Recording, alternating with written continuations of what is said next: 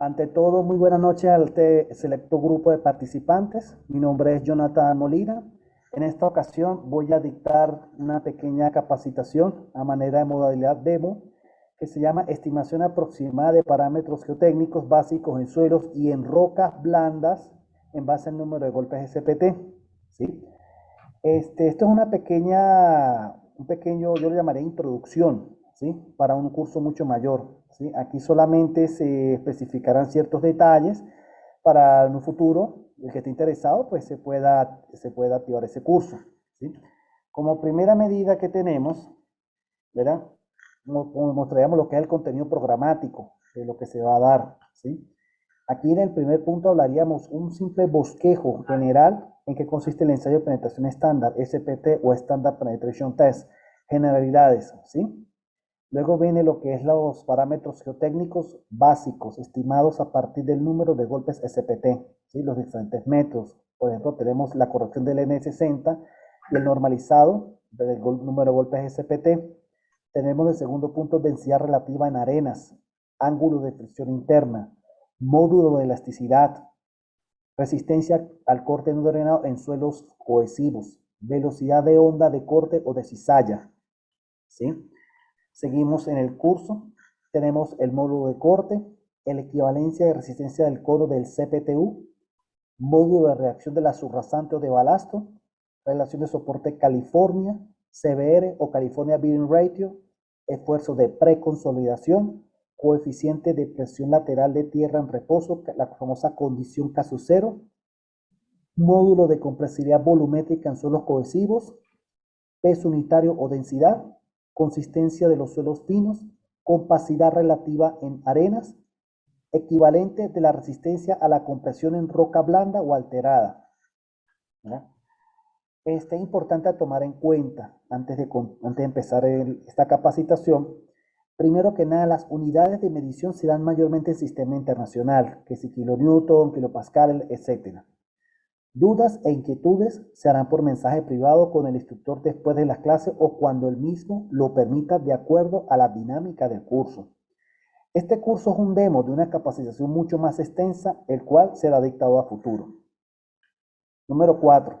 El alumno deberá poseer nociones básicas en el manejo de Microsoft Office, Excel y Word principalmente, Zoom, Adobe Reader y relativa experiencia en campo del mencionado ensayo de SPT. Obviamente esta opción no es obligatoria y nociones de mecánica de suelo está de más decir, ¿sí? Número 5. Para un mejor desenvolvimiento y optimización del evento, por sugerencia, este curso es principalmente para estudiantes tanto de pregrado y posgrado de las ramas de ingeniería civil, geológica, geofísica, minas, geodestas, geografía, con especialización y o experiencia relativa en geotecnia preferiblemente. Es para poder el conocimiento sea mejor digerido, ¿sí? Y evitar confusiones y preguntas fuera de lugar, ¿sí? Evitar malentendidos. Otra cosa a tomar en cuenta que es importante resaltar que esta capacitación es solo análisis de datos provenientes del ensayo de CPT, o sea, de oficina. Por lo tanto, no toma en cuenta de principios mecánicos del montaje del mismo en campo, ni otorga cualidades como técnico de perforación ni cosas por el estilo. Esa cuestión quiero aclararlo muy bien, ¿sí? Bueno, aquí por lo menos antes de empezar quisiera iniciar la capacitación con una frase del padre de la mecánica de suelos, Carl von der Sagi, que decía: desafortunadamente los suelos son fabricados por la naturaleza y no por el hombre, y los productos de la naturaleza son siempre complejos. Tan pronto como se pasa del acero al concreto al suelo, la omnipotencia de la teoría deja de existir. El suelo natural nunca es uniforme, sus propiedades cambian de punto a punto. Es importante destacar esa parte, ¿sí? Como pueden ver, aquí hay un sello postal dirigido a Carl von der Sagi, allá en Austria, y una simple bosquejo de cómo era él, pues, en ese sentido. Empezamos con el punto número 1. Ensayo de penetración estándar, SPT, generalidades básicas. Desarrollado alrededor del año 1927. Como se mencionó en líneas atrás, el nombre SPT proviene de las siglas en inglés de Standard Penetration Test, es decir, ensayo de penetración estándar. Se trata de uno de los ensayos más utilizados en el ámbito de la geotecnia por su sencillez, rapidez y economía. Antes de continuar, yo quisiera comentar de que esta capacitación no voy a hacer mucho hincapié, es el SPT, en el sentido que es la máquina, la cuestión ¿sí me entiendes? Sino más que todo el análisis de datos provenientes del SPT. Continuando, actualmente ese tipo de ensayo de Standard Penetration Test está bajo la normativa de la ASTM 1586. Obviamente, hay otras, yo lo llamaría, hay otras normativas como las normas británicas, las normas alemanas, que tienen sus diversos equivalentes del ensayo de SPT, ¿sí? Bowles, en 1997, menciona que posee diversos campos de aplicación, tales como son la identificación de suelos, establecimiento de presiones verticales en sitio, densidad relativa en arenas, consistencia de arcillas, resistencia en suelos, compresibilidad y hasta determinación del potencial de licuación, etc. En esta lámina que se las acaba de mostrar, ahí está lo que es yo lo llamaría como la primera plana, de lo que hablan del propio ensayo del Standard Penetration Test de acuerdo a la STM. ¿Sí? Una como realmente es, ¿verdad? Luego, básicamente, ¿sí? Como pueden ver en este dibujo aquí a la que está a su derecha, consiste en el Inca en el terreno de una punta metálica mediante golpes, por lo que da una idea de la resistencia al terreno, ya que se contabiliza el número de golpes necesarios para clavar el ensayo, pero debido a su amplio uso. Este ensayo puede correlacionarse con numerosos parámetros geotécnicos, como veremos en los siguientes apartados. Pueden ver, ¿sí? En este pequeño diagrama cómo es el sistema SPT. Aquí está el operador, la fuente que genera, lo que ala, lo que es la cuerda, la polea, que está en la parte superior, esto es lo que es el martillo, lo que es debidamente ya calibrado, con una masa ya especificada, la altura de caída, como pueden ver aquí, que son, son casi 76 centímetros, y diferentes donde caen, donde golpea, y aquí está la cuestión del muestreador, ¿sí? Ese muestreador es una cuchara partida, ¿sí? La cuchara debe introducirse en un terreno 60 centímetros y se contabilizan los golpes cada 15 centímetros.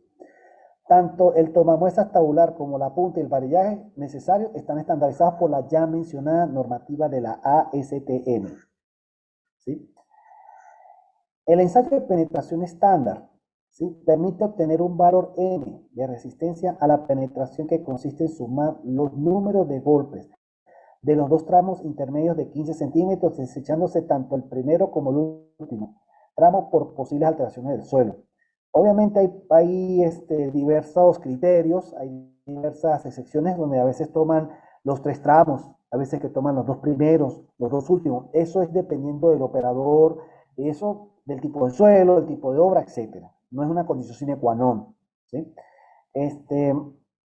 Vuelvo a recalcar, aquí por lo menos se puede ver una pequeña animación, un video, donde ustedes pueden denotar lo que es la mecánica, ¿sí? Cómo se va levantando, ¿ves? Una distancia predefinida, esa está una máquina, ¿sí? Que es donde se ala, se hace la parte de cinemática de la polea, y pueden ver aquí abajo cómo va avanzando la cuchara partida.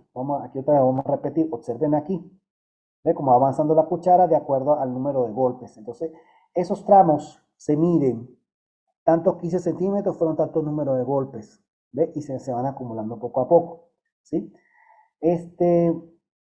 Por lo menos en los casos en los que la resistencia al terreno sea muy elevada, puede darse por finalizado el SPT del ensayo, cuando en un tramo se alcancen más de 50 a 60 números de golpes SPT. Eso se da más que todo cuando se alcanzan ciertas profundidades, se encuentran suelos bien densos, ya sean arenas bien densas, arcillas bien duras y cosas así por el estilo. Cuando se llega a ese caso, en campo se anota comúnmente la práctica general de los encargados de esta cuestión, lo ponen rechazo y se indica con R mayúscula en el registro de golpes SPT, y ahí se detiene el ensayo porque no se puede avanzar más, porque al avanzar más Hay riesgo de que primero puedes dañar la cuchara, ¿sí? Puedes dañar la cuchara metálica, la puedes descalibrar, o sea que esa la cuchara, como yo lo mencioné anteriormente, la cuchara metálica ya está calibrada, tiene unas ciertas medidas, un cierto ápice que hay que respetar, ¿sí? Entonces no se puede forzar tampoco, ¿sí? Como estaba diciendo aquí, comúnmente se dan estratos con grava, arenas muy densas, rocas blandas y duras, y arcillas duras. Aunque ya existen criterios de CPT a usar para rocas blandas, meteorizadas y suelos residuales, ¿sí? Caso contrario, así como podemos encontrar material muy duro, podemos encontrar también lo que es material ¿cómo que se llama? Material muy blando, ¿sí? Muy blando que solamente por el propio peso de la cuchara perfora directamente, corta como si fuese mantequilla, ¿sí? Como dice aquí, caso contrario puede darse el caso de que el varillaje baje por su propio peso, debido a la baja o nula resistencia del terreno. Eso se da más que todo en terrenos de arcillas muy blandas, en terrenos pantanosos, donde haya mucho asentamiento y etcétera, ¿sí? En ese caso, se haría por concluido si el ensayo baja 60 centímetros y se anota en el número de golpes 0, puesto que no fue necesario ningún golpe, ¿sí? Como vuelvo a recalcar, casos como estos se dan en arcillas blandas, normalmente consolidadas, arenas muy sueltas, suelos orgánicos y limos. ¿Sí? Eso se da mucho lo que cuando son zonas de pantanos, se da muchísimo ese fenómeno, donde se dan unos tipos de suelo que tienen mucho contenido de materia orgánica, ¿sí? Aquí podemos ver a nuestra derecha un material que perfora sin necesidad de darle golpe, sino por su propio peso, ¿no? Como pueden ver, soft material significa material suave, perfora rápidamente, ¿sí? No sé si algunas personas han visto, por lo menos en los suelos de marinos, cerca de las costas, cuando se hace CPT en costa afuera, cerca de las costas, donde se encuentran cierta cantidad de arcilla, pasa mucho este fenómeno, ¿sí? En algunos casos, en todo tipo de suelos, incluido una roca meteorizada estoy diciendo roca blanda, ¿sí? Que está afectada por los procesos de intemperismo, que ha perdido sus características de la roca original. Es importante resaltar eso. De todas maneras, se va a aclarar esto durante el transcurrir de esta capacitación, ¿sí? Pero volviendo al caso, cuando se encuentra materiales duros, en algunos casos se procede a utilizar, en vez de la cuchara partida, que es la que estamos viendo aquí, que es la que se recupera la muestra, ¿sí? Se utiliza punta, ¿sí? Las cuales solamente nos aportaría el número de golpes para poder penetrar X cantidad, pero no hay recuperación de punta, ¿sí? El tomamuestra permite tomar una pequeña cantidad de muestra que, aunque es alterada, permite caracterizarla geotécnicamente en el laboratorio de acuerdo a las normas ASTM. Vuelvo a recalcar, este es el tomamuestra que tenemos aquí. Este es el tomamuestra, ¿ven? Cuando se toma la muestra, se llega y se parte por la mitad, o sea, se abre por la mitad todo, valga la redundancia, y se saca y se envasena, se guarda para evitar la pérdida de humedad para posterior análisis de laboratorio, ¿sí? Y aquí pueden denotarse, aquí está, me llamó la atención esta porque aquí está la propia para cuchara partida para esta toma muestra, que tenemos aquí, donde entra el espécimen, y aquí está el cono cuando son muestras muy duras, ¿sí? Es importante aclarar que varios investigadores, tales como González de Vallejo 2002, estipulan que el mencionado ensayo SPT puede darse prácticamente en todo tipo de suelo, incluso en roca muy alterada, aunque en los suelos granulares donde se realiza preferiblemente. La dificultad de obtener muestras inalteradas de este tipo de suelos añade relevancia al SPT, ¿sí? Es importante aclarar eso, que no lo digo yo, lo dice González de Vallejo, ¿sí?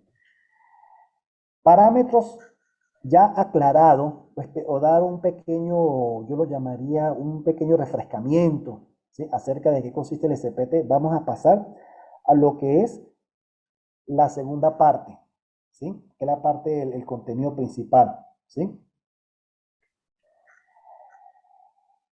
Empezaríamos parámetros geotécnicos básicos estimados a partir del número de golpes SPT, ¿sí? Empezaríamos con lo que es la corrección del número de golpes SPT, ¿sí? Hay varios motivos, ¿sí? Para hacer ciertas correcciones con respecto al número de golpes de campo, ¿sí? se toman ciertos criterios. Puede ser el tipo de suelo, la profundidad, etc. En este caso, sabemos que por lo menos esta corrección, aquí está N60, es igual al factor de corrección por el número de golpes obtenido en campo. ¿Sí? Este es el valor corregido del número de golpes SPT por una eficiencia del 60%. Este 60% es el que se usa la práctica general en gran parte del mundo. Hay unos que usan N70, otros usan N30, unos usan hasta N80, pero comúnmente N60 es el que se usa. ¿Sí? Dirán, el número de golpes SPT lo tenemos de campo, pero el factor de corrección, ¿qué es? Bueno, a continuación, ¿sí? Pero antes de proseguir, aquí pueden ver una pequeña foto, lo que es el muestrador de cuchara partida, como pueden ver aquí, ¿sí? Que es donde entra la muestra, y aquí, como se saca la muestra de ese muestrador, valga la redundancia. Se observa, como puede ver esa mano, es la propia muestra de suelo derivada del ensayo SPT, que donde después se manda para su respectivo análisis de laboratorio. ¿Sí? Continuamos. ¿Verdad? Factores de corrección para la determinación del coeficiente para el SPT. Por lo menos tenemos el criterio que propusieron Peck y Basara en el año de 1969, donde ese criterio, ¿sí? Aquí ponen el criterio de corrección, es 4 sobre 1 más 2 veces el esfuerzo efectivo en sitio. Sí y solo sí para presiones en sitio menores a 72 kilopascales. ¿Sí? Después tenemos este caso, ¿sí?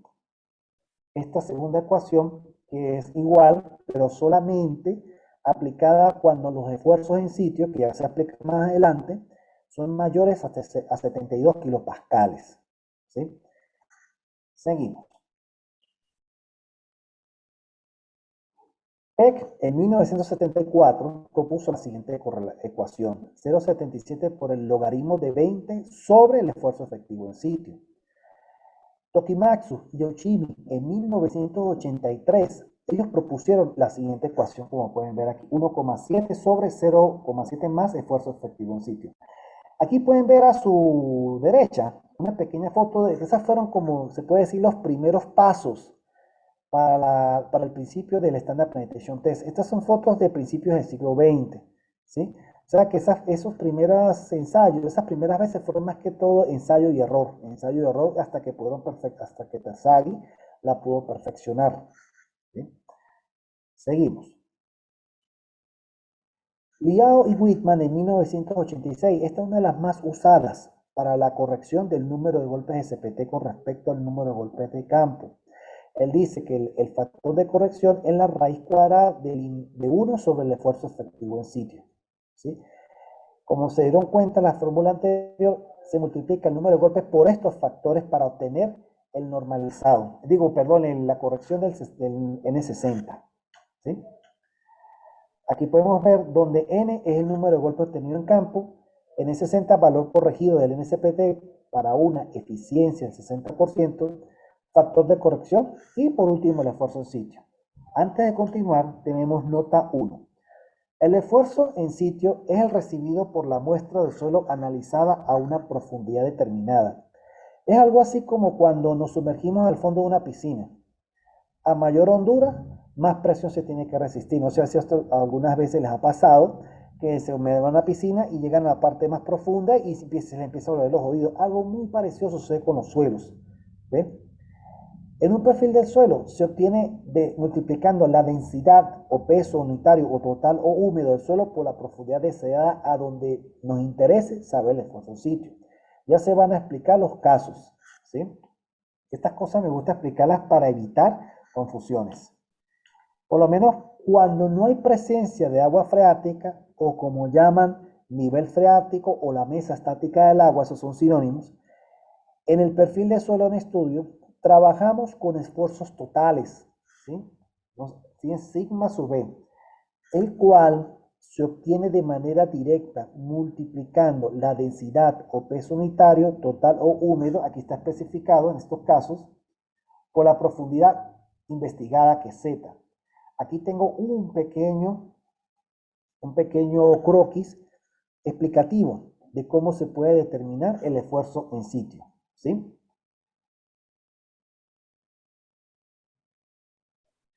Perfil con una sola litología. Estamos hablando de una litología uniforme. Entonces supongamos, como pueden ver, ya un momento, aquí tenemos una muestra de suelo a analizar que está a 5 metros de profundidad, ¿sí? De un manto de arcilla, ¿sí? Cuya densidad es 18 kilonewton por metro cúbico, ¿sí?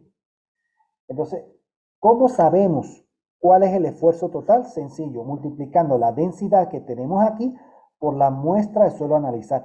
Es importante resaltar, ¿sí? Que peso unitario no es lo mismo que peso específico, ¿sí? Pueden revisar las bibliografías.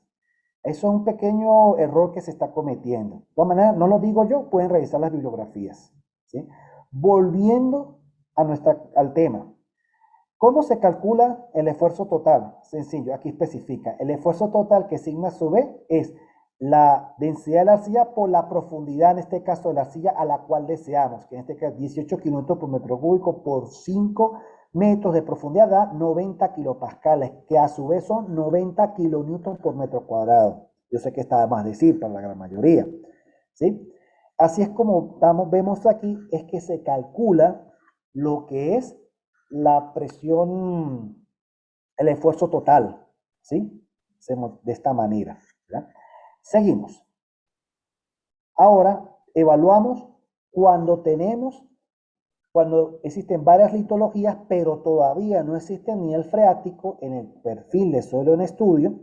También, obviamente, trabajamos con esfuerzos totales, pero se debe calcular, igual como en el caso anterior, con la presión por cada estrato, ¿verdad? Lo que se hace, la sumatoria total hasta llegar a la profundidad deseada, ¿sí? Aquí lo que tenemos que hacer, por eso es que la importancia del ensayo del peso unitario por medio de parafina, por cada estrato, porque así nos da un valor de ese mencionado unidad por cada uno de los estratos. Podemos ver aquí dos estratos, uno de arcilla y uno de arena, ¿sí? El de la arcilla tiene una densidad o peso unitario de 18 kilonewton por metro cúbico. La arena, en este caso, son 20 kilonewton por metro cúbico. Este pequeño cuadro que tenemos aquí es el sector que nos interesa, que en este caso sería una arena. Entonces, seguimos, sabemos que en total, desde la superficie que tenemos aquí hasta lo que es la, ¿cómo que se llama? Lo que es la profundidad son 8 metros, que necesitamos conocer el esfuerzo en sitio en esa parte, ¿verdad? Y sabemos que son apenas 5 metros de arcilla y 3 metros de arena, ¿sí? ¿Cómo, cómo procedemos? Como lo expliqué en la anterior oportunidad.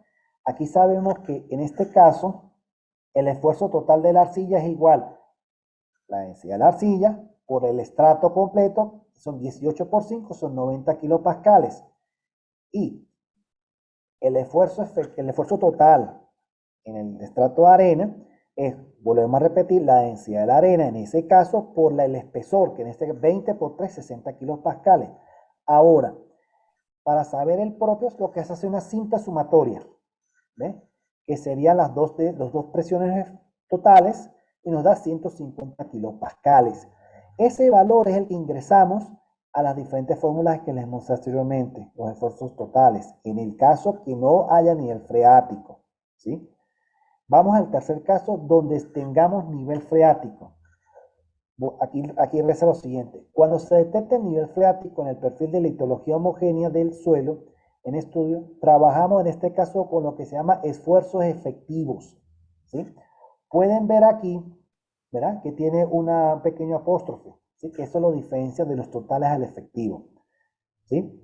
Eso comúnmente se usa en la literatura de esa manera. Hay unos casos que también en vez de sigma usan la letra P, ¿sí? En algunos casos, pero comúnmente se usa el sigma, que es presión, ¿sí? Seguimos. Se obtiene de manera directa la mencionada densidad de suelo estando con el peso unitario del agua, que como sabemos, la densidad del agua, ¿sí? Para el sistema MKS es 1, pero para efecto de esta capacitación vamos a utilizar 9,81 kilómetros por metro cúbico. Es importante resaltar esa parte, ¿verdad?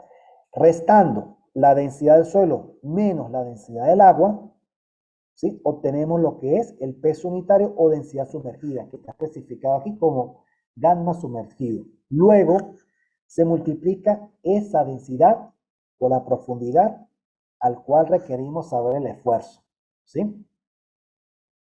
Aquí ponemos un caso, ¿sí? Perfil con una sola litología, ¿verdad? Donde se detecta el nivel freático. Aquí fue un poquito más amplio porque tenemos un espesor de una sola de apenas 5 metros, ¿verdad? Tenemos un nivel freático de apenas que fue detectado 2 metros de profundidad, ¿sí? Seguimos, luego tenemos nuestra muestrica de suelo donde deseamos conocer a qué presiones está sometida esa muestra in situ, o esfuerzos in situ también le dicen en algunos casos. En este caso son 5 metros de profundidad, pero necesitamos saber a qué presión. Entonces se juega de la siguiente manera, es una arcilla, ¿verdad? Como ya explicamos anteriormente, para efectos de este ejercicio, apenas tiene 18 kilonewton por metro cúbico, ¿verdad? Tenemos la profundidad antes del nivel freático, que son apenas 2 metros. Tenemos la profundidad hasta, que son 3 metros por debajo del nivel freático, sumando los 5 metros totales. Entonces, primero procedemos a trabajar los esfuerzos totales, lo que está por encima del nivel freático, que como se explicó anteriormente, es la densidad de la arcilla, o en este caso el espesor, nos está dando en este caso 18 por 2, 36 kilopascales. Luego, para el caso de los esfuerzos efectivos, ¿sí? Ya sería, primero tenemos que calcular el peso unitario sumergido, que es igual al peso unitario de la arcilla húmedo menos el peso unitario del agua. Como podemos ver, son 18 kilómetros por metro cúbico de esa arcilla, menos 9,81 kilómetros por metro cúbico, que es el peso unitario del agua, dando un total de 8,19 kilómetros por metro cúbico, ¿verdad? Entonces, agarramos, multiplicamos ese peso unitario sumergido, ¿sí? Que es que se trabaja cuando detectamos nivel freático, y lo multiplicamos por el espesor, al cual en este caso son 3 metros. Entonces, 8,19 kilómetros por metro cúbico por 3 metros, se da un total de 24,57 kilonewton por metro cúbico o kilonewton por metro cuadrado o kilopascal, ¿sí? Ya a la final, lo que hacemos es una simple sumatoria, ¿sí? De la presión que tenemos aquí antes del nivel freático, que fueron 36 kilopascales, más la que detectamos aquí, que serían 24,57, dando un total a 60,57 kilopascal. Para la práctica, algunos casos los redondean, trabajan con 60,57 kilopascales o 61 kilopascales. Eso es criterio del operador, como dicen por ahí, ¿sí? Luego tenemos el cuarto caso, ¿verdad? Caso contrario, en donde se detecta el nivel freático en el perfil de suelo cuya lotología es heterogénea, al igual que el caso anterior, trabajamos también con esfuerzos efectivos, ¿verdad? Se deben hacer los cálculos respectivos por cada estrato hasta llegar a la profundidad respectiva, ¿sí? Se obtiene de manera directa restando la densidad de los suelos de cada capa por debajo de nivel freático, restando el peso unitario del agua, el cual para efectos de esta capacitación vamos a tomar 981, porque hay otros estudiosos que trabajan con 10, ¿ves?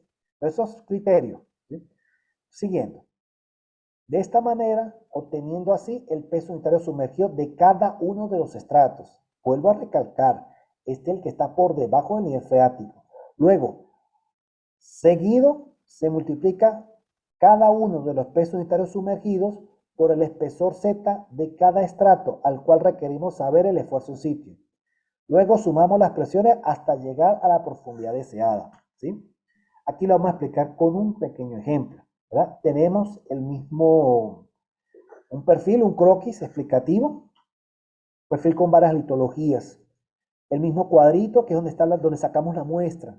Necesitamos conocer, ¿sí? Qué esfuerzo está sometido esa muestra allá abajo, ¿sí? Que el cual nos utilizaremos para diversos cálculos o diversos ensayos de laboratorio. O sea, tenemos ahora una profundidad total de 10 metros, ¿sí? Nuestro nivel freático o mesa estática del agua sigue a los 2 metros de profundidad, ¿sí? Nuestro primer estrato es la famosa arcilla, que son los 2 primeros metros, una arcilla de 18 kilómetros por metro cúbico. Luego tenemos una arena, ¿sí? Desde el metro 2 hasta el metro 10 es una arena cuya densidad es 20 kilómetros por metro cúbico. En este caso, el espesor de esa arena son 8 metros, 8 metros en total, ¿sí? 10, ¿cómo es? 2 más 8 son 10. Entonces, aquí explicamos la mecánica para que, volvemos a repetir, en este caso, la arcilla, como está por encima del nivel freático, se calcula como esfuerzos o presiones totales, que simplemente es la densidad de la arcilla o peso unitario de la arcilla por el espesor, que en este caso es 18 por 2, 36 kilopascales. No sé si están en esta parte, no es muy fácil de, o sea, de confundirse, no creo, está bien explicado. Luego, después, seguimos con la arena, pero como sabemos, la arena está por debajo del nivel freático. Entonces, procedemos a calcular primero el peso unitario sumergido, ¿sí? Que es la densidad o peso unitario de la arena menos la densidad del agua. Es 20 kilonewtons por metro cúbico menos 981, dando en este caso un peso unitario sumergido de 10,19 kilómetros por metro cúbico. Ahora, como ya tenemos ese peso unitario sumergido, lo multiplicamos por el espesor que tenemos de arena, que es 10,19 kilómetros por metro cúbico por 8 metros, dándonos un total de esfuerzo efectivo en ese estrato de 81,52 kilopascales. Ahora, tenemos que saber la presión total que está soportando la muestra allá en sitio, a 10 metros de profundidad. Sencillo, una simple sumatoria. Los 36 kilopascales que nos dio aquí arriba, en el primer estrato, más los 81,52 que nos dio aquí, por debajo del nivel freático, ¿verdad? Y nos da un total de 117,52 kilopascales, que si lo desean lo pueden redondear a 118 o dejarlo, vuelvo a repetir, es criterio del operador, ¿sí? Ahora, nota 2, ¿verdad? Es importante resaltar también de que en la práctica estándar actual en gran parte del mundo consiste en expresar el valor N para una relación energética promedio del 60%, que es donde viene el famoso N60. Así pues, la corrección de los procedimientos de campo y con base en las observaciones de campo parece razonable para estandarizar el número de penetración estándar como una función de la energía de entrada de hincado y su disipación alrededor del muestrador hacia el suelo circundante, ¿sí? Esto es una especie de normalización que se hace con el número de golpes de CPT.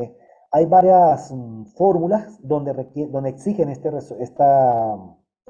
segunda, yo llamaría una segunda corrección, ¿sí? Donde se toman en cuenta varios factores de corrección que se explicarán a continuación, ¿sí? Aquí especificamos que N160 es el valor de N60 corregido a un valor estándar de esfuerzo vertical, que en este caso se asume como 100 kilopascales. C sub E, eficiencia del martillo, que en algunos casos lo expresan en porcentaje. C sub B, corrección por el diámetro de la perforación. C sub S, corrección del muestreador. C sub R, corrección por longitud de barra. Como se puede dar cuenta, gran parte de estas correcciones son adimensionales, ¿sí? Las correcciones estos criterios, yo llamar estos cuadros donde especifican los diferentes tipos de corrección, son mostradas a continuación, ¿sí? Tenemos la variación de la eficiencia del martillo, C sub E. También depende del país, ¿sí? El tipo de martillo, liberación del martillo, ¿sí? El factor de corrección, y esto es en décimas de unidad y este es en porcentaje, es importante resaltar, ¿sí? Por lo menos en Japón, tipo de martillo, tenemos toroide, liberación del martillo por medio de caída libre. Entonces usaríamos el factor de corrección, ya sea 78% o 0,78. Yo trabajo con décimas de unidad, ¿sí? Luego, tenemos otra vez el criterio japonés, donde se usa el toroide, pero en este caso con correa y polea, ¿sí? aquí usaríamos el factor de corrección de 67% o 0,67 en décimas de unidad, ¿sí? Luego, en Estados Unidos, ellos tienen la práctica tipo de martillo de seguridad con cuerda y polea, usan el 0,60, el 60% o el 0,60 en décimas de unidad. En la misma nación americana tenemos lo que es el toroide, igual con cuerda y polea como sistema de liberación del martillo.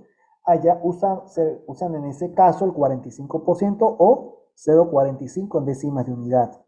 Seguimos hacia acá, hacia Sudamérica, en Argentina, ellos tienen una amplia experiencia en esa parte. Ellos, el tipo de martillo que comúnmente usan es el toroide. Liberación de martillo también cuerda y polea, y casualmente ellos usan el mismo criterio de corrección que es el 0,45 décimas de unidad o 45%. Al lejano oriente, en este caso China, ellos en ambos casos usan toroide, pero uno es caída libre, el otro es por cuerda y polea. En caída libre, el factor de corrección ellos usan 60% o 0,60. Cuerda y polea usan el factor de corrección 0,50 décimas unidad o 50%. ¿Sí? Vamos ahora con la variación por corrección por el diámetro de la perforación, que en este caso es C sub B. ¿Ven? Aquí tenemos el diámetro que del diámetro de perforación que está entre 60 y 120, usaríamos el factor C sub B de 1. Cuando tenemos de 150 milímetros, usaríamos 1,5. Cuando tenemos 200 milímetros, usaríamos 1,15. Como les digo, eso es criterio del operador, de la disponibilidad de la máquina, hay muchos factores a tomar en cuenta. Pero de acuerdo a donde ustedes los vayan a usar, se debe respetar estos criterios, ¿sí? Para un mejor desenvolvimiento o unos datos más fidedignos, ¿sí? Bueno, seguimos. Valor por corrección del muestreador, C sub S, ¿sí? Cuando tenemos muestreador estándar, usaríamos un factor de 1. Un muestreador con recubrimiento para arenas densas y arcillas firmes a duras, 0,8. ¿Sí? Esos son los suelos más duros que hay, ¿sí? Luego tenemos para recubrimientos de arenas sueltas y en algunos casos se puede utilizar para arcillas blandas, 0,9. ¿Sí? Luego tenemos variación por corrección por longitud de la barra, en este caso C sub R. Cuando la barra sea mayor de 10 metros, se puede utilizar una corrección por longitud de la barra de 1. Cuando tenemos esas barras entre 6 a 10 metros, usamos 0,95. Tercer caso, cuando es de 4 a 6, 0,85. Y por último, cuando es de menor a 4 metros, se usa una longitud de barra C sub R de 0,75. ¿Sí? Entonces, esos son los que se toman. Voy a repetir, voy a mostrar aquí atrás. Esos son los diversos parámetros que se toman a la hora de trabajar con esta fórmula. ¿Sí? Como pueden ver aquí. Esta fórmula se usa. Y entonces, para obtener el normalizado del número de golpes SPT, que lo piden en algunos cálculos y ensayos lo piden y correcciones, así por el estilo. De todas maneras, en el transcurso del curso hay ocasiones donde se va a requerir dichos parámetros. ¿Sí? Seguimos aquí. Perdón por el retroceso, ¿verdad? Que querían que volvieran a ver la muestra. Bueno, vamos ahora con el segundo parámetro, 2,2, densidad relativa en arenas. ¿Sí? La densidad de un suelo granular está relacionada a veces con la densidad relativa del suelo. ¿Sí? En la tabla siguiente se da la correlación general de la densidad y densidad relativa. A mayor porcentaje del mismo, mayor es la compactación del suelo. Un pequeño paréntesis quiero hacer. Aquí me están escribiendo varias personas haciéndome preguntas cuando yo al inicio de la capacitación fui muy enfático diciendo que preguntas se harán cuando el instructor o el encargado del administrador del curso autoricen, que haya una sección para preguntas y respuestas, ¿sí? Por favor, no me estén interrumpiendo y lean, ¿sí? Esa parte se aclaró, ¿sí? Por aquí me hicieron una pregunta que dice que ¿cuál es el sustento bibliográfico para esos factores de corrección? Eso está en el libro Principios de Ingeniería de Cimentaciones de Braja Das, ¿sí? Bueno, seguimos. Seguimos aquí en la densidad relativa. Vuelvo a recapitular. Densidad relativa en arenas. La densidad de un suelo granular está relacionada a veces con la densidad relativa del suelo. En la tabla siguiente que se va a mostrar se da la correlación general entre la densidad del propio suelo, en este caso granular o arenoso, y la densidad. Es importante resaltar que a mayor porcentaje del mismo, mayor es el grado de compactación del suelo. Es más duro, o sea, en términos coloquiales, ¿sí? Entonces aquí tenemos, ya van a ver lo que es una pequeña tabla de densidad relativa de suelos granulares, que es de acuerdo a lo estipulado por el libro de Brajadas 2011. ¿Sí? Aquí ponen densidad relativa de 0 a 20. ¿Sí?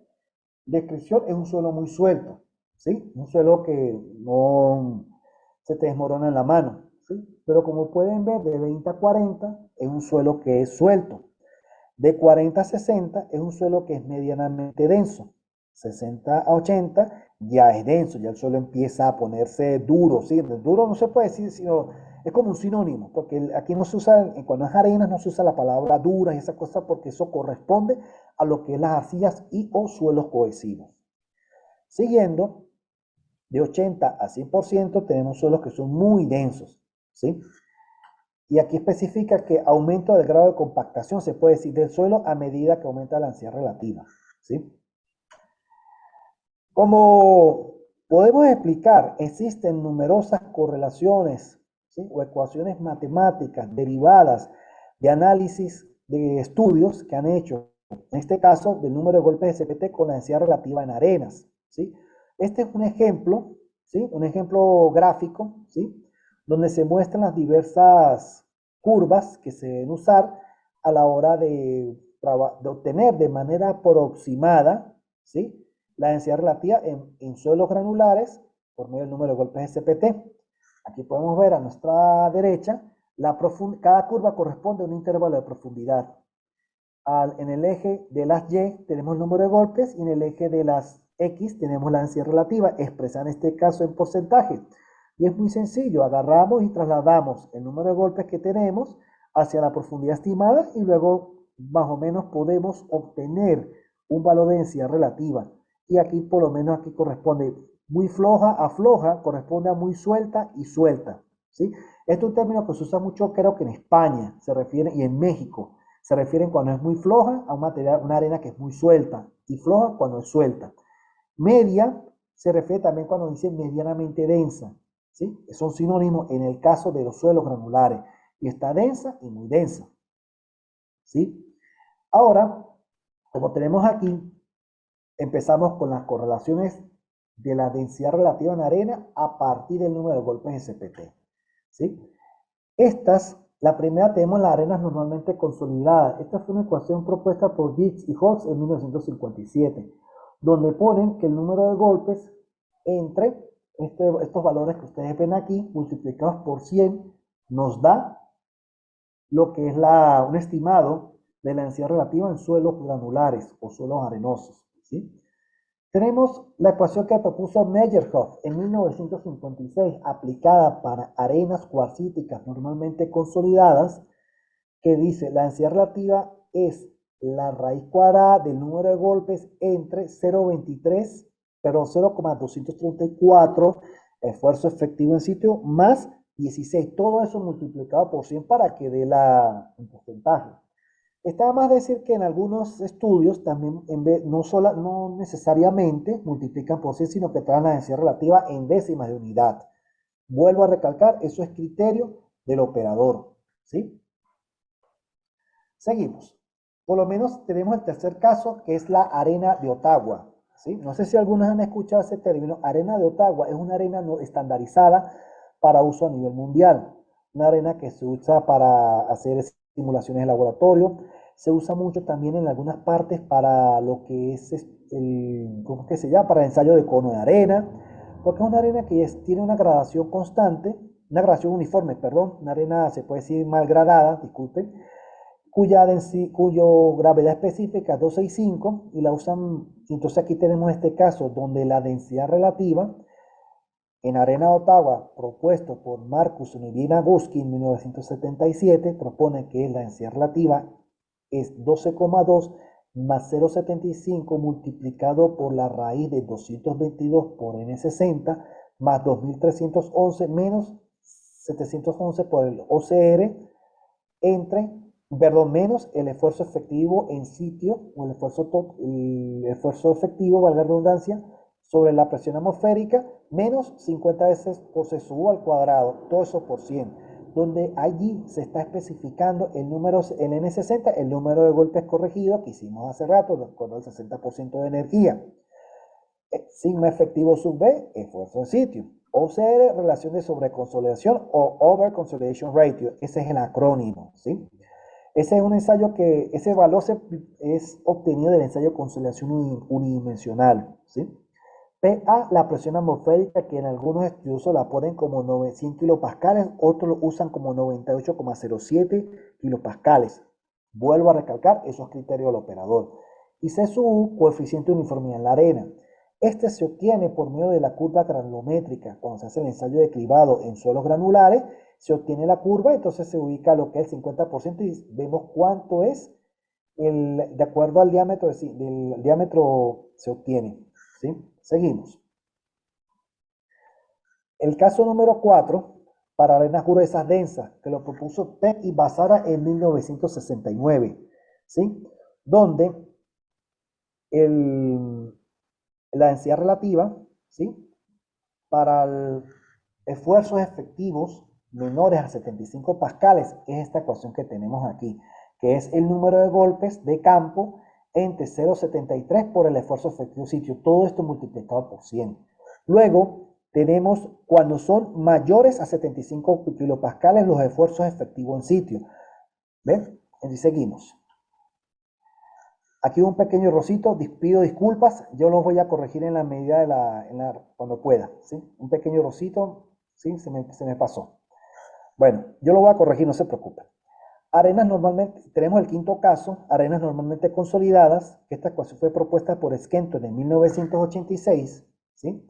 Donde él dice que la densidad relativa en arenas es el N60 entre 30 más 0,3 multiplicado por el esfuerzo efectivo en sitio, todo esto multiplicado por 100 para que nos dé razón de porcentaje. Y aquí especifica donde N60 el número de golpes corregidos, recalco. Bueno, con esto pasamos al ángulo de fricción interna. Este es el tercer parámetro con el que vamos a trabajar, ¿sí?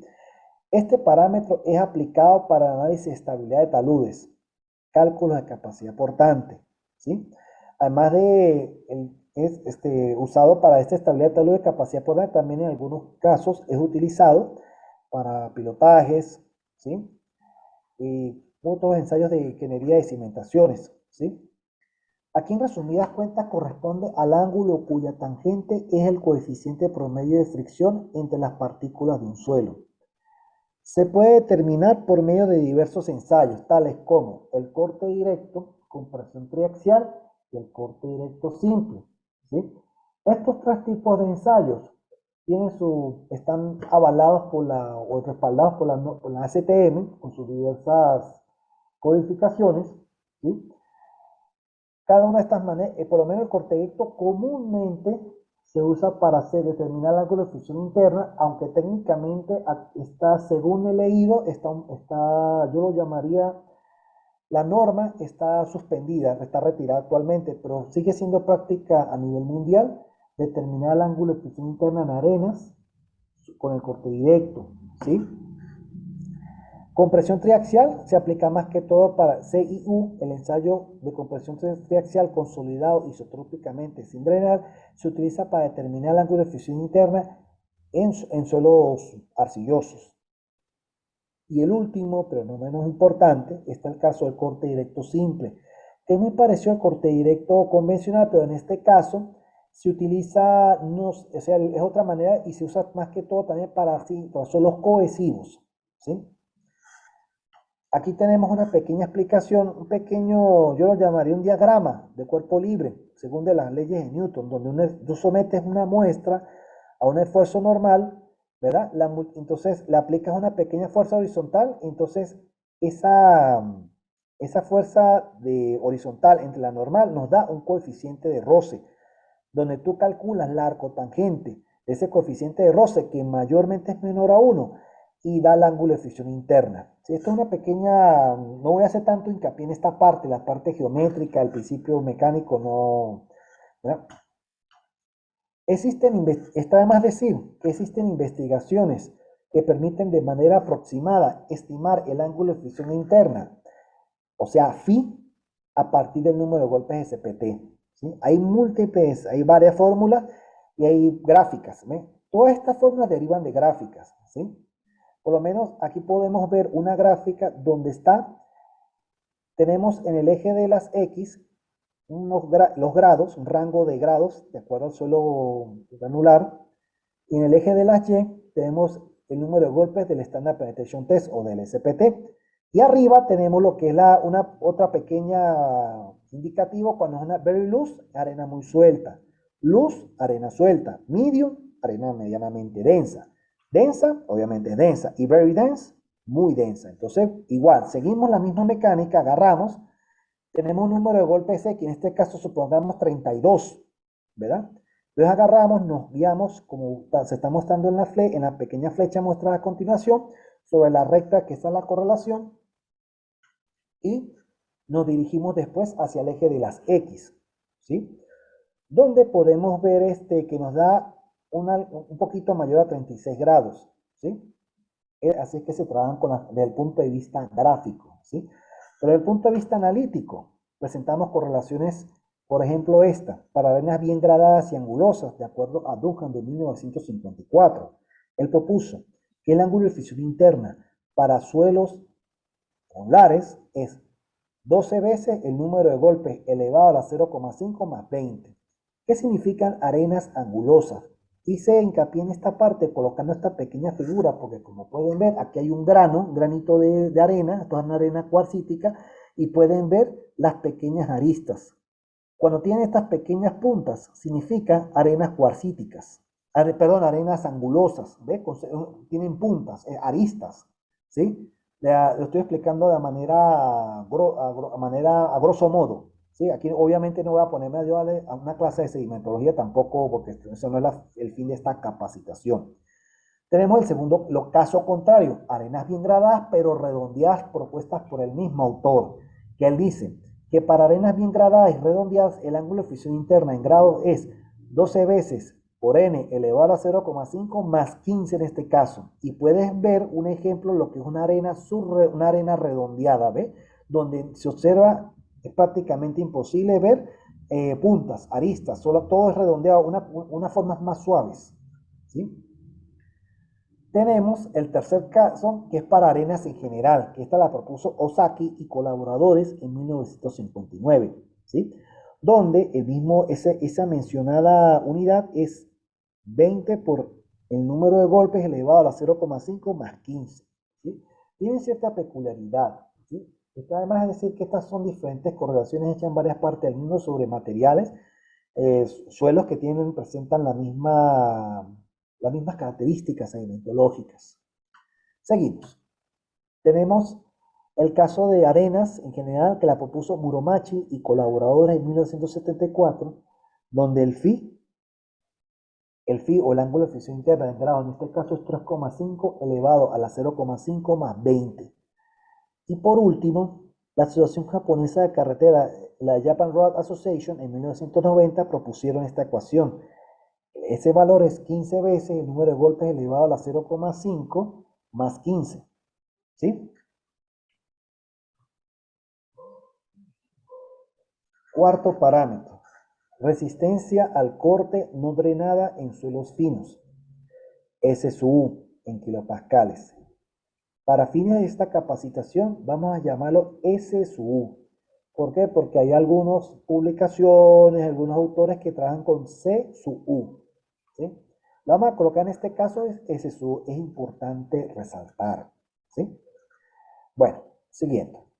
Los suelos finos, como arcillas y limos, son plásticos, ya lo sabemos. ¿Sí? Presentan cierta plasticidad bajo ciertas condiciones y en la mayoría de los casos. ¿Sí? Hay casos, es importante resaltar que hay limos que tienen plasticidad y hay limos que no tienen plasticidad. ¿Sí? Es importante esa parte, que esos limos que no tienen plasticidad van incluidos aquí también, ¿sí? Bueno, volviendo al caso, los suelos finos, arcilla y limo son plásticos y la resistencia del mismo depende tanto del rozamiento interno entre las partículas sólidas como de las fuerzas de cohesión existentes entre las mismas, por lo que también se les denomina suelos cohesivos en algunos casos, ¿sí? Por eso es que es importante resaltar que se usa más que todo en sinónimo. Cuando tú te refieres a suelos arcillosos, también se refiere a suelos cohesivos, ¿sí? Comúnmente lo usan como sinónimo. No sé si han visto en algunos libros suelos cohesivos, esos son suelos arcillosos. Ya por ahí, eso ya se dan por entendido, esa parte, ¿sí? Y también, este, este es un parámetro de resistencia muy usado para cálculos ingenieriles, como por ejemplo pilotes, diseño de pilotes para calcular que si la resistencia al fuste, resistencia portante, cosas así por el estilo, estabilidad de taludes, ¿sí? Por los diferentes métodos de Hamburg, Bicho, que a veces lo piden, ¿sí? Capacidad de carga, ¿sí? Donde se aplique sobre material fino, que en este vuelvo a recalcar es arcillas y limos, ¿sí? Aquí tenemos una estimación, o sea, antes de continuar, ¿sí? Tenemos una estimación aproximada en campo y clasificación de la resistencia a la compresión simple en suelos finos, de acuerdo a González de Vallejo 2002. Aquí por lo menos él estipula, clase S1, descripción arcilla muy blanda. ¿Cómo se puede identificar en campo? Bueno, porque el puño penetra fácilmente varios centímetros de ese afloramiento, se puede decir afloramiento de arcilla. Y comúnmente tiene una resistencia al rango de resistencia a compresión simple, en este caso megapascales, en este caso menor a 0,025. ¿Sí? Vamos con el caso 2, S2, que es una arcilla débil. El de este caso se identifica en campo es cuando el dedo penetra fácilmente varios centímetros. ¿Sí? Rango de resistencia, 0,025 a 0,5 megapascales. ¿Sí? Arcilla firme. ¿Sí? Se necesita una pequeña presión para hincar el dedo. Ya presenta más resistencia. No sé si se han dado cuenta en comparación a las dos mencionadas anteriormente. ¿Ve? Entonces aquí el rango sería de 0,05 a 0,1 megapascales. Ya tenemos lo que es arcilla rígida. ¿Sí? En este caso también en España se dice rígida, pero en algunos tiene otro significado. ¿Ven? Pero por eso lo puse en este caso para que puedan diferenciar. En este caso, el SSU4, que corresponde a una arcilla rígida, se identifica en campo donde se necesita una fuerte presión para hincar el dedo, reportando unos valores estimados de 0,1 a 0,25 megapascales.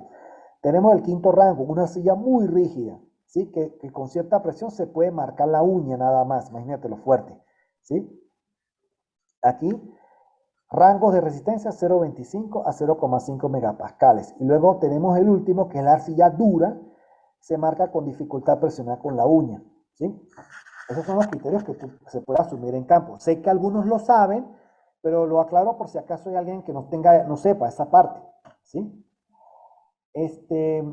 Antes de continuar, es importante aclarar que la resistencia a la compresión simple, que es un valor muy distinta a la resistencia al corte, ¿verdad? Pueden especificar que está QSU, ¿verdad? Es el máximo esfuerzo que soporta un suelo sometido a una compresión no confinada lateralmente, determinada sobre una probeta cilíndrica sin confinar lateralmente en el laboratorio. En este caso, avalado por la norma ASTM 2166 y viene dada de la siguiente manera. ¿Ve? Aquí podemos ver a nuestra derecha una pequeña probeta donde se hace un ensayo de compresión axial. ¿Sí? No hay confinamiento lateral. Y como pueden ver aquí, la muestra es sometida de manera, la fuerza es sometida de manera vertical y ella llega a fallar. Que esa resistencia máxima al momento de fallar es el famoso QSU, que es la fuerza aplicada entre el área, en este caso sería el área aquí, ¿verdad?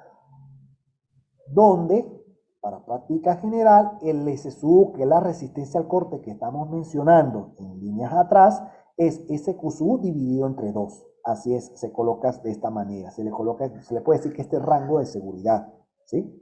Hay otros criterios matemáticos donde se divide, el por qué se divide entre 2 la resistencia a la compresión simple. Pero acuérdense, una cosa es resistencia a la compresión simple, otra es resistencia al corte. Es importante resaltar esa parte, ¿sí? Donde Aclaramos, U sub U, resistencia a la compresión, S sub resistencia al corte, F sub A, fuerza axial aplicada sobre la muestra, y A, área inicial de la muestra. ¿Sí? Ahora vamos a las correlaciones matemáticas derivadas con el ensayo de CPT para este parámetro geotécnico. ¿Sí? Tenemos para suelos cohesivos la que propuso Terzaghi y Peck en 1967. Acuérdense, vuelvo a recalcar, suelos cohesivos son los que llamamos los suelos arcillosos. Acuérdense, siempre casi son sinónimos, ¿verdad? Donde el SSU en kilopascales apenas es multiplicar el N de campo, el número de golpes, por 6,25. Multiplicar el número de golpes por 6,25, eso es todo. ¿Sí? Esta es una de las más básicas, hay muchas más. Por lo menos tenemos los suelos cohesivos, también propuestas por Parcher y Mintz en 1967, donde la resistencia al corte en arcilla en kilopascales es 6,58 N menos 1,43. ¿Sí? Después tenemos suelos cohesivos propuestos por Bowles en 1968, donde ese parámetro es igual a 6,88 por el número de golpes más 9,33. ¿Sí? Seguimos. Tenemos el cuarto caso, suelos cohesivos también de Techebotaryov en 1973, donde él dice que la resistencia al corte en arcillas en kilopascales apenas multiplicar el número de golpes por 12. ¿Sí? Después, esta es una de las más famosas, arcillas de baja plasticidad o magras y limos arcillosos, ¿sí?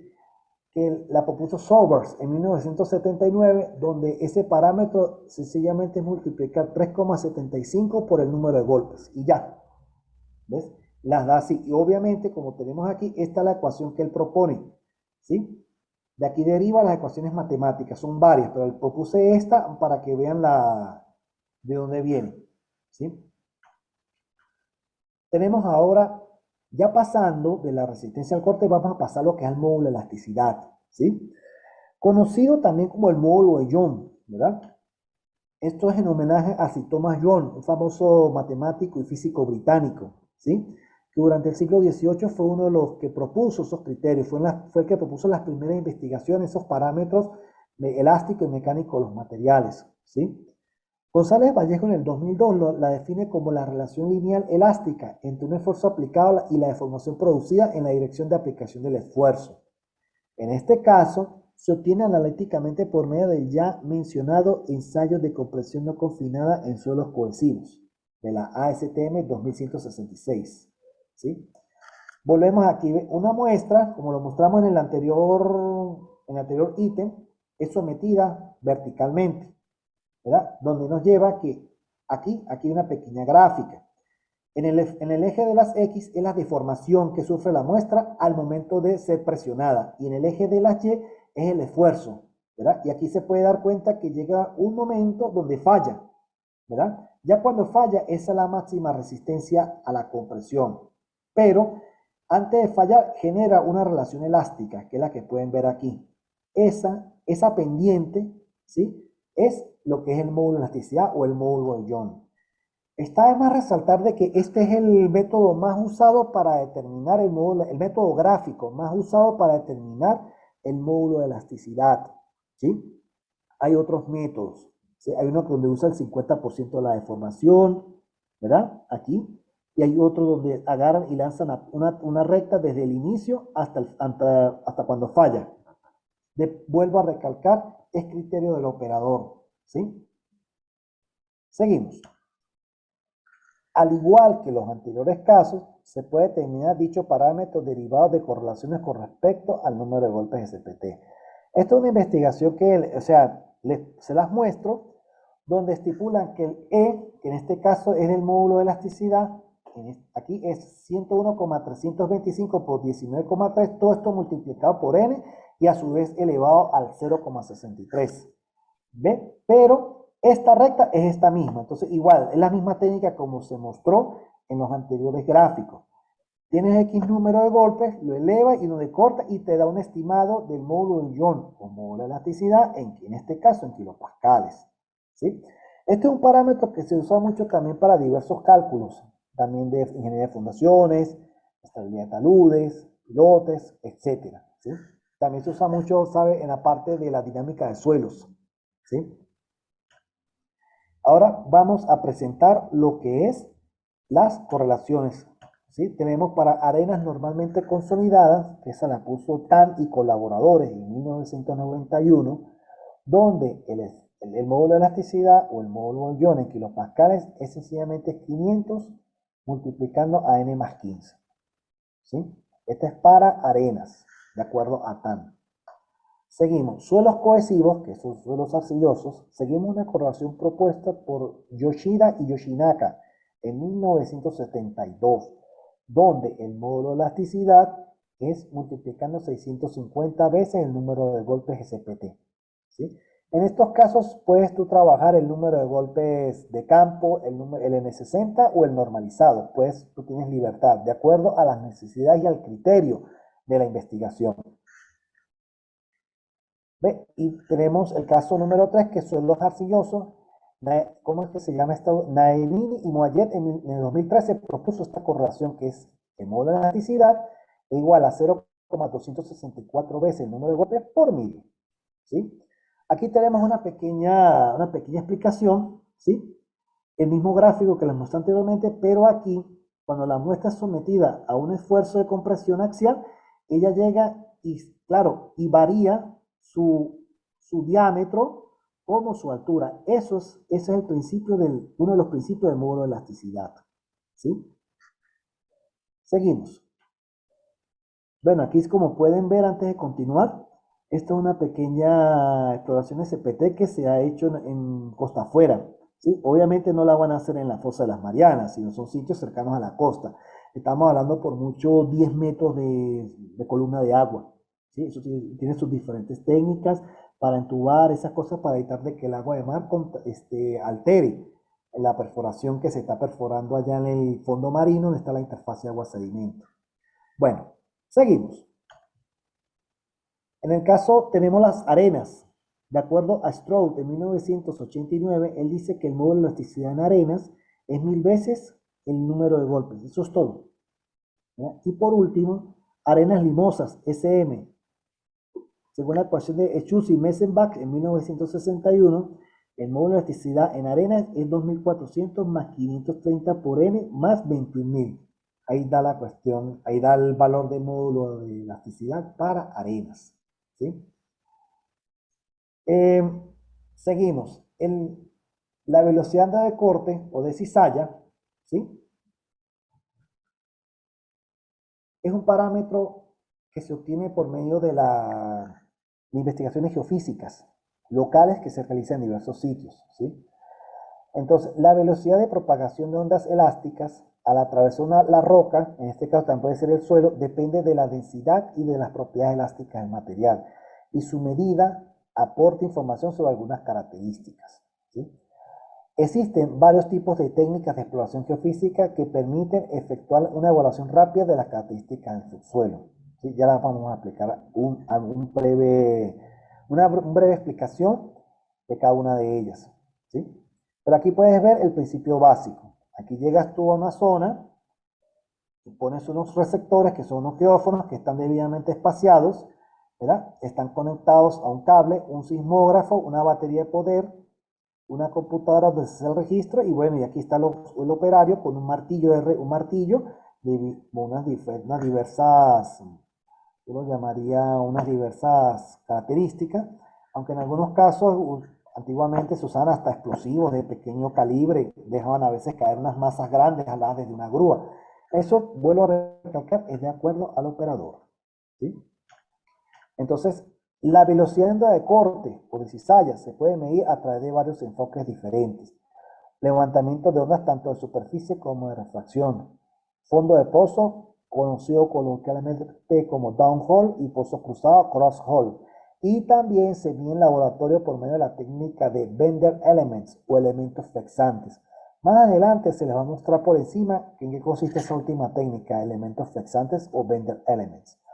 Pueden ver a su derecha un pequeño, yo lo llamaría infograma, en qué consiste el ensayo de crosshole. ¿Ven?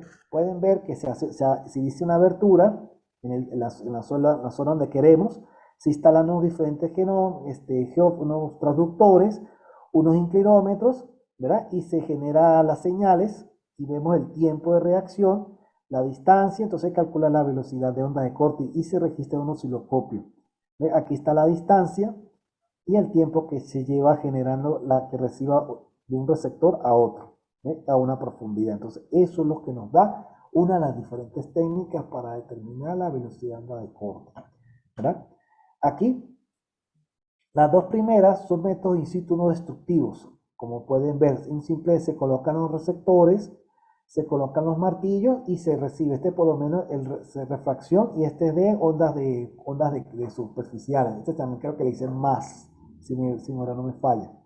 ¿Verdad? Mientras que los otros requieren la preparación de pozos, estos son, y por eso son más costosos, se tienen que preparar esas cosas para poder insertar, en algunos casos se inserta al lado unas vigas de metal que es donde se dan los golpes para que el geófono receptor pueda recibir la señal, como pueden ver aquí. Estas son las cuatro principales técnicas para obtener la velocidad de onda de corte en campo, ¿sí? Usado para cálculos de deformaciones, diseño de fundaciones sujetas a cargas dinámicas, evaluación de potencial de licuefacción y el monitoreo de mejoramiento de suelos, ¿sí? Este parámetro está muy relacionado con las propiedades sísmicas de los suelos. Hay mucha investigación con respecto a eso, ¿sí? Al igual que en los anteriores casos, se puede determinar dicho parámetro derivado de correlaciones con respecto al número de golpes SPT. Aquí podemos tener por lo menos una gráfica donde este está el número de golpes que vemos aquí. Aquí está la ecuación y aquí tenemos en el eje de las Y la velocidad de onda de corte en metros sobre segundo. Aquí podemos ver que la velocidad de onda de corte es 97 veces el número de golpes, todo ello elevado a la 0,314. Eso es sencillo, esa técnica. Igual, se busca el número de golpes, en este caso pongamos que sea 10, ¿verdad? Nos trasladamos a la curva y nos da un estimado cercano de 200 metros sobre segundo, ¿sí? Entonces, volvemos a lo que nos interesa, las correlaciones derivadas del número de golpes SPT para estimar de manera aproximada la velocidad de onda de corte en suelos. El primer caso tenemos lo que son las arenas de Schmerman en 1978, ¿sí? Donde él propone que la velocidad de onda de corte en metros sobre segundo es 15 veces el número de golpes, ¿sí? Luego tenemos arenas finas. La propuso Yoshida en 1988, ¿sí? Donde la velocidad de onda de corte en metros sobre segundo es 49 veces el número de golpes por 0 elevado a la 0,25 y multiplicado por el esfuerzo en sitio, como se está explicando en este caso, esfuerzo efectivo en sitio, en este caso, como pueden ver, el famoso apóstrofe. Tercer caso, todo tipo de suelos. Una ecuación propuesta por Imai y Yoshimura en 1970, donde la velocidad de onda de corte o de cizalla en metros sobre segundo es 76 veces el número de golpes elevado a la 0,39, ¿sí? Caso número 4, gravas de origen aluvial, ¿sí? En este caso, es una ecuación que propuso Sid y colaboradores en 1986, donde la velocidad de onda de cizalla en metros sobre segundo es 69 veces el número de golpes elevado a la 0,17 multiplicado por 0,17 elevado a la 0,2 la profundidad y multiplicado por 1,45. ¿Sí? Estas toman en cuenta más factores que son, en este caso, la profundidad, a donde se toma la muestra, donde se desea conocer la velocidad de onda de corte, ¿sí? Y tenemos el caso quinto, que son las arcillas de Imai y Tonouchi en 1982, ¿sí? Donde la velocidad de onda de corte en metros sobre segundo es 323 veces el número de golpes elevado a la 0,248 multiplicado por 0,3048. Como pueden ver, al lado de esa ecuación se presenta la gráfica de la cual derivó esta correlación, ¿sí? Propuesta por los mencionados autores, Imai y Tonouchi. Pueden ver aquí el número de golpes, aquí, por la velocidad de onda de corte. ¿Ve? Y aquí está la correlación que es la que se usa. Luego tenemos el módulo de corte. ¿Sí? Ya por hoy tenemos el módulo de corte, que es un parámetro dinámico, usado para cálculos de formaciones, diseño de fundaciones sujetas a cargas dinámicas, evaluación del potencial de licuefacción y monitoreo del mejoramiento de suelos. Puede ser fácilmente obtenido en celdas de laboratorio mediante el uso del famoso Bender Elements, el ensayo que les dije, que también le dicen elementos flexantes, a través de mediciones de velocidad de ondas de corte, BSUS, el cual relaciona ese parámetro, el módulo de corte, con la densidad del suelo. Aquí está la fórmula, ¿sí? Aquí, este es el famoso ensayo de Bender Elements o elementos flexantes, ¿sí? Aquí está la muestra de suelo. Y aquí está un generador de señales y un osciloscopio o equipo de adquisición de señales. El generador de señales genera un pequeño impulso eléctrico que está un receptor a otro. Entonces, el tiempo que tarda, esta distancia ya se conoce, ¿verdad? Entonces, el tiempo que tarda, ¿verdad? Y la distancia es lo que con el osciloscopio vemos cuánto sería el tiempo que tarda en recorrer esta pequeña distancia que está ya previamente conocida. Y así es que con la velocidad de corte, en este caso multiplicado por la densidad de este suelo, obtenemos lo que es el módulo de corte G, ¿sí? Es importante reseñar que se puede determinar ese parámetro derivado de correlaciones con respecto al número de golpes en SPT. Por ejemplo, este es un ejemplo gráfico que la propuso Ozaki e Iwasaki en 1973, donde muestran el número de golpes SPT para el módulo de corte, ¿sí? Aquí pone para diferentes tipos de suelos, desde suelos arenosos, suelos cohesivos, de origen aluvial y coluvial, y suelos hasta terciarios, ¿sí? Son muy pocos. Pero en general tiene esta tendencia, ¿sí? Lo que nos interesa, las correlaciones, una por lo menos para suelos cohesivos, propuestas por Jara y colaboradores en 1971, donde el módulo de corte es 158 veces el número de golpes elevado a las 668 por 98,07 para pasarlo a kilopascales, ¿sí?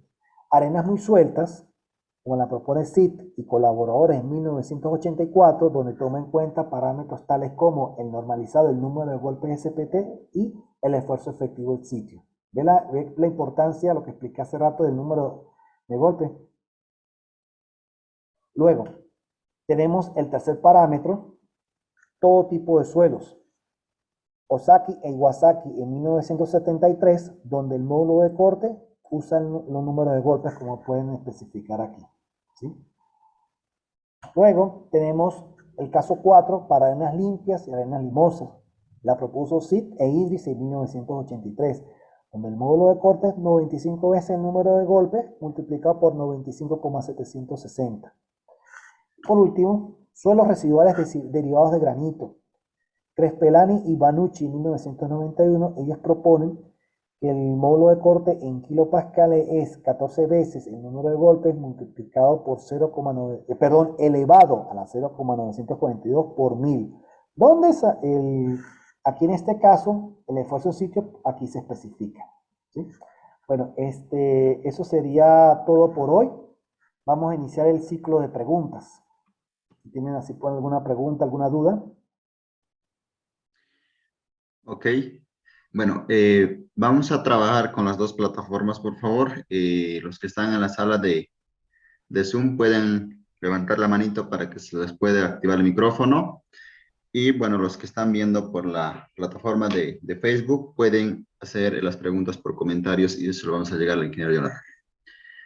Adelante, por favor.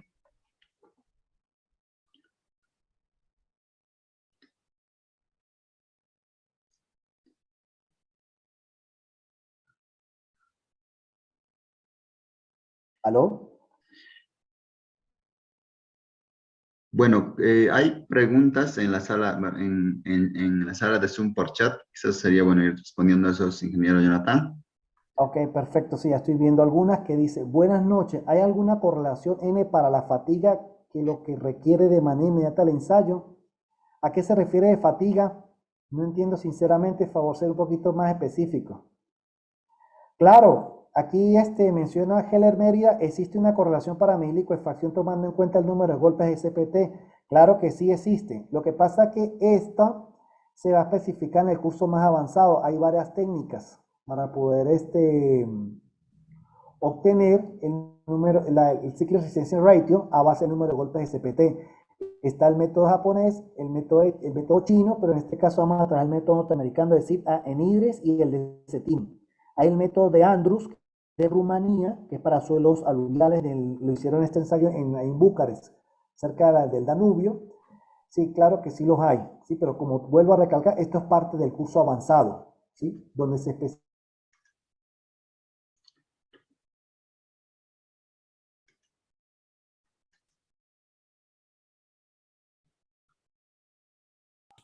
¿Aló? ¿Me escuchas? Hola. Sí, sí, se le Hola. escucha. Buenas noches. Ah, ¿me escuchas? Hola. Buenas noches. No Ah, sé dígame. si me escucha lo que estoy hablando. Sí, sí, sí, claro. Una pregunta, dos preguntas en una más bien. Sí, sí, sí, sí. Eh, en las correlaciones que nos presentó, no especifica si es el N60 o el N campo que se utiliza para, por ejemplo, en las arenas o en las arcillas determinar ya sea el ángulo de fricción o la cohesión. Esa sería una pregunta. Y la otra pregunta, en las arcillas, el SPT, las correlaciones que hay en la bibliografía normalmente no son confiables para los suelos que corresponden a otras ubicaciones geográficas a las que no han sido esas correlaciones. ¿Cuál sería un procedimiento a seguir para poder determinar una correlación confiable para un lugar específico en suelos cohesivos, hablemos así? Ok. Buenas noches ante todo, ¿sí? Muchas Con gracias. respecto a la primera, buenas noches ante todo. Con respecto, ¿me escuchas? Con respecto a la primera pregunta, ¿sí? Es Sí, te escucho. relacionada con lo del ángulo de fricción interna, ¿sí?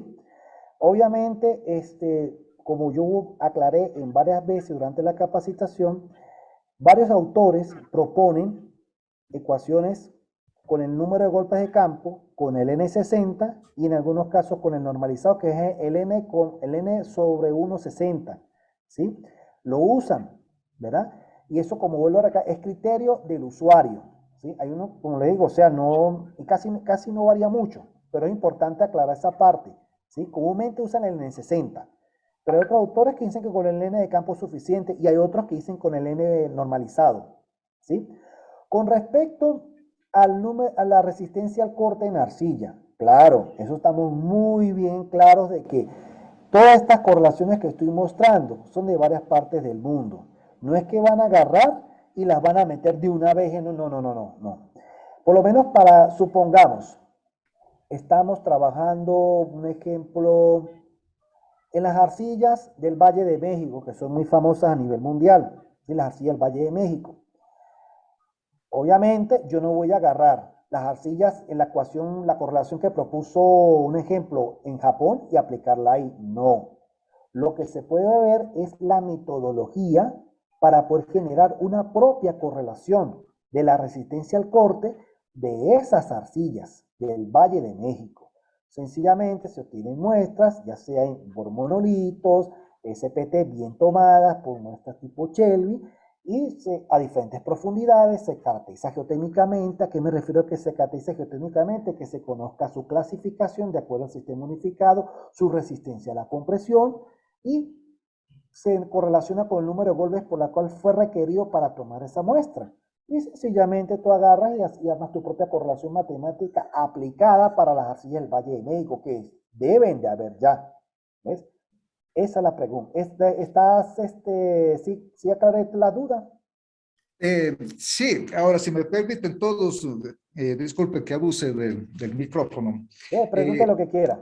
Ya, bueno, estas correlaciones también están relacionadas a la resistencia última del ensayo de compresión simple. Eso implica que la arcilla tiene que estar saturada para que eso se cumpla, porque si yo tengo una arcilla parcialmente saturada, yo ya no tengo, ya los parámetros de coste ya no se relacionan directamente al CU sobre 2, ¿no es cierto? Entonces, ¿habría alguna manera de determinar una correlación en el que con el SPT se pueda determinar C y Φ simultáneamente para poder cubrir el caso en que las arcillas son parcialmente saturadas? Ok, tú dices arcillas saturadas para determinar el phi y la cohesión, ¿sí? Parcialmente saturadas, porque Sí, la menor al correlación, 95%. Estamos hablando del menor al 95% de saturación, ¿sí? Sí correcto, estamos claros, ¿sí? ¿Sí estás de acuerdo? sí, correcto. Ok, bueno, lo que pasa es que en esos casos es un poquito más complejo, ¿ves? Para determinarlas. Un poquito porque obviamente hay que tomar varias muestras, hacer el ensayo SIU, que en ese caso tiene que consolidar, que tiene que saturarse, ¿verdad? Y ¿cómo es que se llama? Y ahí es donde que se puede obtener el parámetro, porque parcialmente saturada, no sé, para mí yo siempre lo he tenido saturado, siempre. No, nunca he trabajado bajo esas condiciones, ¿ves? Ya, correcto. Muchas gracias. Aquí me dicen una pregunta, ¿cómo correlaciona la onda de corte BSU-30 con el SPT? Bueno, lo que pasa es que ya hay unas investigaciones previas para esa cuestión, ya hay unas investigaciones que se les explicará más adelante con el curso avanzado, porque una cosa importante aclarar, si se da el curso avanzado, ¿sí? Van a incluir todas estas propiedades que se acabaron de mencionar hoy y las que faltan, pero con muchas más fórmulas, ¿ves? El que dijo por aquí que cómo correlaciona la onda de corte BSU-S30 con SPT, ¿ves? ¿Alguna otra pregunta? Buenas noches. ¿Me escuchan? ¿Aló? Sí, sí, sí. Buenas noches, gracias profesor por la exposición. Yo tenía una Ajá. consulta acerca del ensayo. Quisiera saber si ¿Aló? No te escucho, amigo. el cálculo, o sea, la estimación que se hace del ángulo de cierre. ¿Aló? Ajá, dígame, repita por ¿Hola? favor. El cálculo que se hace con. Sí, con el SPT, el valor que nos da de ángulo de fricción, si es en términos efectivos o totales, y si hay alguna manera de poder determinar estos, diferenciarlos, ¿no? Con el ensayo, estos dos valores de ángulo. Comúnmente lo usan para totales, comúnmente, ¿sí? Hay otras que son efectivos, depende del autor, ¿sí? Hay unos que son para esfuerzos totales, otros efectivos para el ángulo de fricción interna, depende, ¿sí? Como te digo, en estos casos la puse en totales, ¿sí? En el otro curso que quiero dictar, ahí incluye efectivos y totales. Estamos hablando del ángulo de fricción interna. Ah, ya, ok, gracias profesor. Ujú. Another one, perdón, ¿otro más? Bueno, acá tenemos una pregunta de Facebook, de Ajá. Manuel Ligonio. Dice, buenas noches, tengo las siguientes preguntas. Además de la correlación de Hund, se tiene una correlación para suelos cohesivos friccionantes, es decir, donde SU y Phi es diferente de cero. Repítame la pregunta, disculpa. Bueno, él dice, además de la relación de Hund, se tiene una correlación para suelos cohesivos friccionantes, es decir, donde SU y Phi es diferente de cero. Ese su U y Phi sean diferentes de cero. Sí. No, es que lo que sucede es que hasta donde yo sé, hay correlaciones solamente exclusivas, sí o sí, para ese su U y exclusivamente para ángulos de fricción interna o Phi. Pero que yo sepa que de las dos no tengo conocimiento de eso. No tengo conocimiento. Primera vez que escucho esa cuestión. Siempre lo he trabajado en dos casos aparte. ¿Qué otra pregunta? ¿Alguien en la sala de Zoom puede activar su micrófono? Aquí veo que me respondieron qué diferencia existe entre el ángulo de fricción determinado con el CPT y el ensayo de corte directo en laboratorio, ¿sí? Bueno, vuelvo a recalcar, ¿sí? Si mi memoria no me falla, actualmente el ensayo de corte directo de la STM 3080 está, creo que, suspendida o retirada. Tengo que verificar esa parte, ¿sí? Obviamente, en algunos casos, se reportan, ¿sí? Si yo, obviamente, si tengo la disponibilidad de hacer el ensayo de corte directo para determinar el phi, me voy 1000 veces por eso.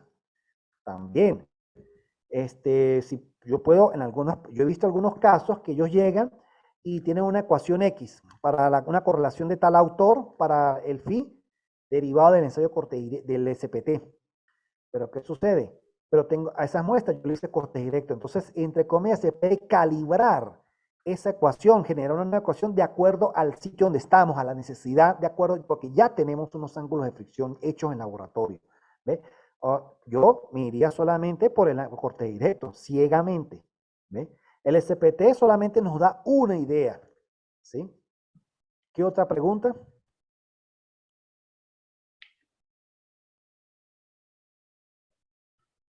Hola. Hola, hola. Aquí hay otra pregunta de ¿Sí? John Vargas.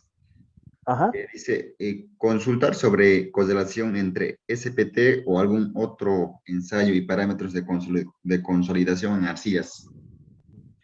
Ok. Mira, para la clase de mañana se va a especificar lo que es correlación del número de golpes SPT para determinar el esfuerzo de preconsolidación en las arcillas. Y la correlación para determinar el módulo de compresibilidad volumétrica en base al número de golpes SPT. Eso es lo que yo voy a explicar en este curso. Para el curso de adelante, del curso que viene después, se tiene pensado es determinar por medio del número de golpes SPT el OCR y mostrar a grosso modo una correlación que propuso Fuhua Chen en el año de 1973, creo que es, o 1963, una gráfica donde tú tienes los valores límite líquido con el número de golpes SPT, donde te da una manera de estimar la presión de expansión en arcillas. ¿Ves? Esos son los 5 parámetros que yo he podido ver a lo largo de mi carrera, que se pueden obtener a base del número de golpes SPT. ¿Ves? ¿Qué otra pregunta?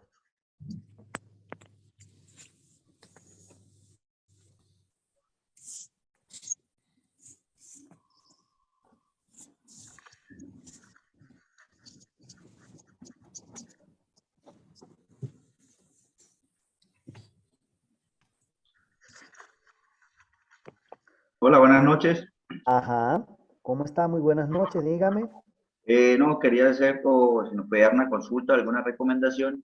Es Sí. que debido a la gran cantidad de correlaciones pues, que vemos en tantos libros, tantos ensayos, bueno, tanta información sobre ese tipo de correlaciones, ¿cuál nos recomendarías para utilizar o cuál es la que más utilizas según el tipo de suelo? Si es un suelo arcilloso, esta correlación, si es un suelo gravoso, un suelo arenoso, Ok, ¿qué mira. recomendación nos darías? Ok, mira. El uso de correlaciones, hay que ser muy sabio, ¿sí? Yo obviamente yo puedo agarrar para unas arenas, yo no puedo agarrar una correlación de SPT para determinar el ángulo de fricción interna en una arena arcillosa para usarlo en una arena que sea limpia, una arena sin finos, ¿ves? Todo eso depende. Y también tienen que ir de la mano los ensayos de laboratorio. Entonces, de acuerdo a la tendencia que tenga, o sea, puedes agarrar y hacer unas muestras representativas para ver los ensayos mecánicos. ¿A qué me refiero a ensayos mecánicos? Que si por lo menos arena le hace corte directo para tener cohesión. ¿Sí? Si son arcillas, le tienes que hacer ensayo con presión uniaxial o ensayo triaxial, valga la redundancia, o consolidación. Entonces, de acuerdo a los resultados, tú ves, mira, me sirve la correlación de esta. No, mira, esta es mejor, es más exacta, y vas. Entonces, tú vas calibrando. ¿Ves? Por eso le digo, no agarren el 100% y todo por SPT. No, hay que ser muy sabio al usar esta cuestión, porque es un arma de doble filo si no tienes la debida precaución. ¿Ves? Es lo que es, yo lo hago así, van de la mano ambos parámetros. ¿Qué otra pregunta?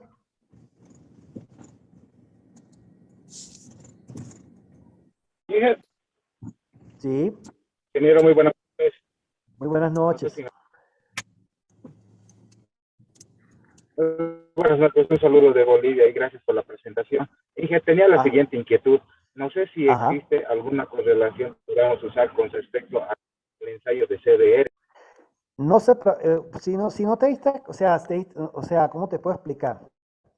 A inicio del curso, en el contenido programático del curso, hay unas correlaciones para determinar el California Beating Ratio, el CBR, derivado del número de golpes SPT. ¿Ves?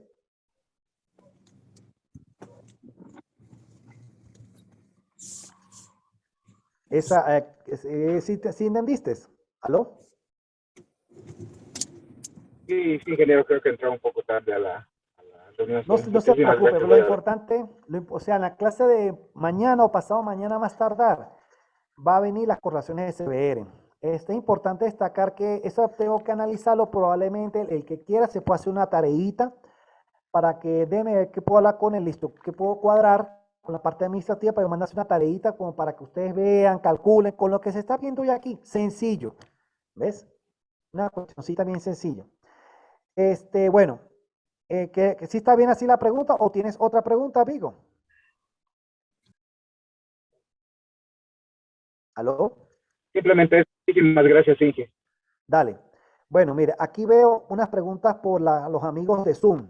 Hay una pregunta que dice, para un proyecto definitivo, ¿se podría adaptar el SPT manual que se encuentra normalizado a lugares que son inaccesibles, donde no es posible llevar un equipo de trípode? ¿Se podría adaptar el martillo SPT, todo tipo de ensayo SPL o DPL? Bueno, mira, esa parte, vuelvo a repetir, un arma de doble filo, ¿sí? Porque lo ideal sería llevarlos al sitio que esté inaccesible. Sé de casos de ingenieros que contratan mulas para llevar todo el equipo.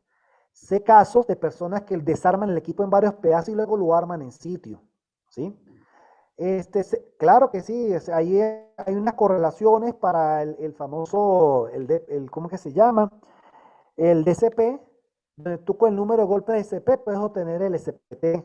Eso es otro de los, vamos a decir, lo coloco mañana o pasado mañana para una pequeña correlacioncita que hay del DCP para obtener el número de golpes de SPT indirectamente. Se puede hacer, pero no es lo recomendable, ¿sí?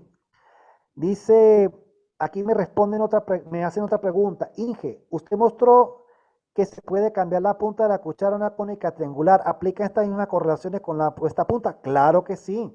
O sea, eso es para determinar el número de golpes, siempre y cuando tú sepas qué litología hay.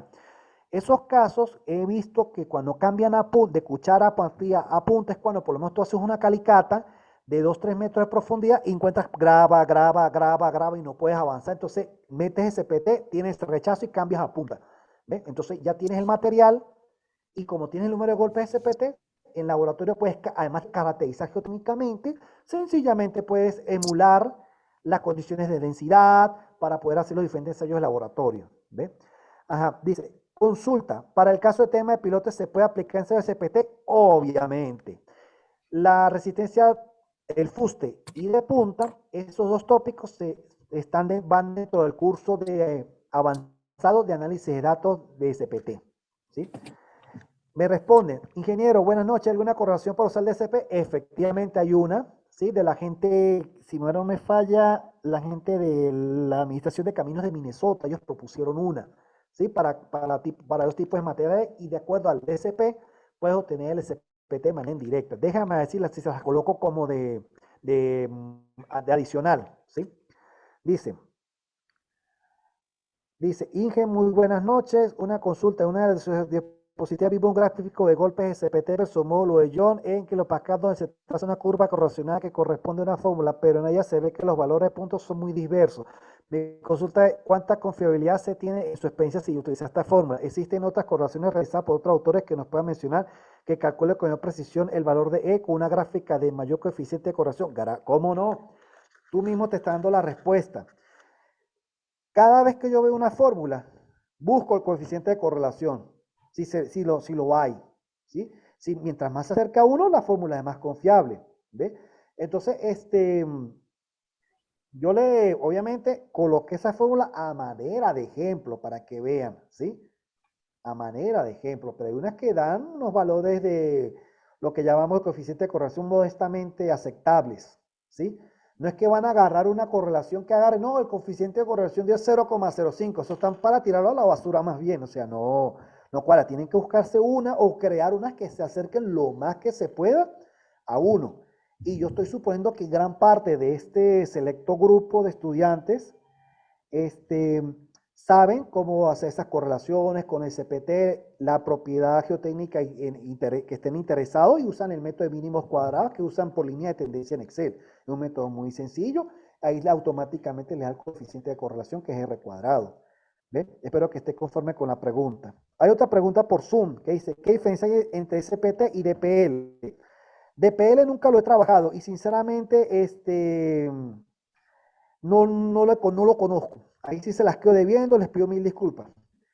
Hay otra que dice, ingeniero, ¿cómo hay una correlación para usar DSP? ¿Podría ser tan amable de proporcionar esta correlación? Claro que sí, vuelvo a aclarar. Voy a evaluar para si transcurrir este curso, se las coloco como adicional, como YAPA o ñapa, no sé, se las coloco, donde puedes tú determinar tanto el CBR como el SPT a base del DCP. ¿Sí? Esa, no se preocupen que eso va. ¿Qué otra pregunta tienen por ahí, estimados asistentes de este curso?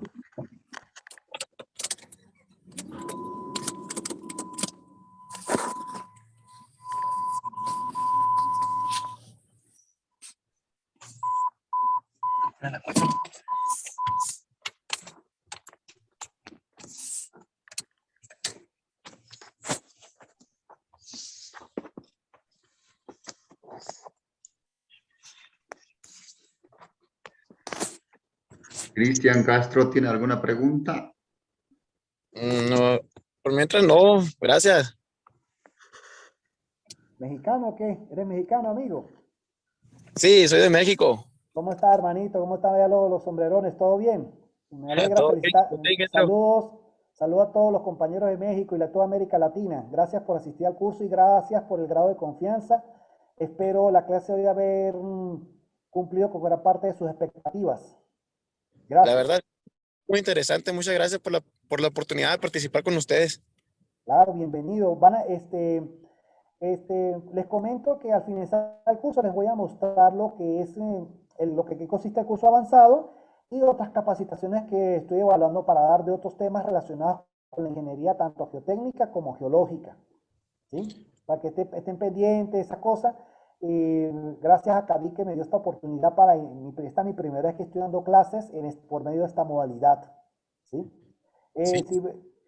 Si ven por alguna oportunidad de mejora, con gusto es bien recibida. ¿Sí? ¿No tienen Bueno, preguntas entonces, mis estimados? mande. ¿No tienen más preguntitas? ¿Alguien más? Den un paso al frente, como dicen. O hablen ahora, callen para siempre, como dicen las películas. Por mientras no, ingeniero, muchas gracias. Dale, hermano, dale, hermanito.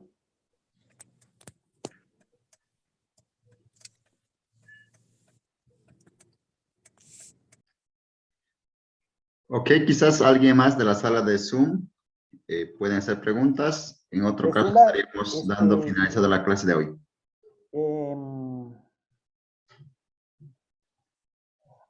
Aquí me respondieron una, que es aconsejar realizar ensayos de CPT en áreas que presentan suelos contaminados por estudios geotécnicos. Mira, hacer ensayos de CPT con áreas suelos contaminados es bastante delicado.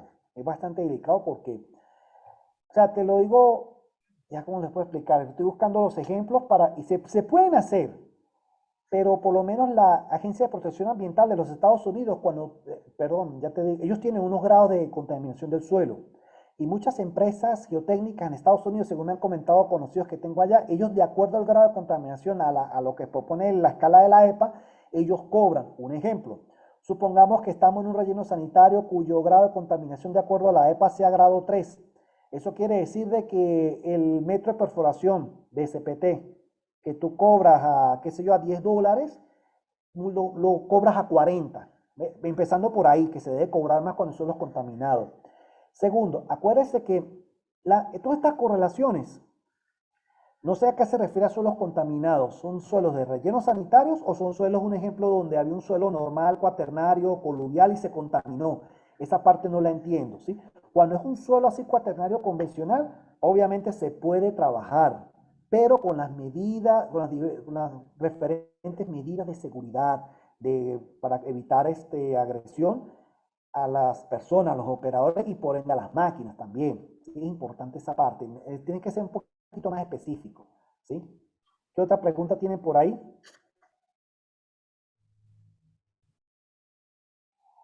Consulta, ¿se puede aplicar el ensayo SPT en proyectos de piezómetros? No, bueno, lo únicas veces que yo he visto es que han hecho, han hecho el SPT, han dejado el agujero donde se saca la muestra e instalan los piezómetros, pero nunca he escuchado así de piezómetros, no, nunca. Sí sé que han usado SPT sobre taludes, instalan los piezómetros y lo utilizan para ver el movimiento de los taludes, no sé, del agua, no sé exactamente. Es la parte del agua, sí tienes razón, no, nunca lo he trabajado, sinceramente. Primera vez que escucho eso.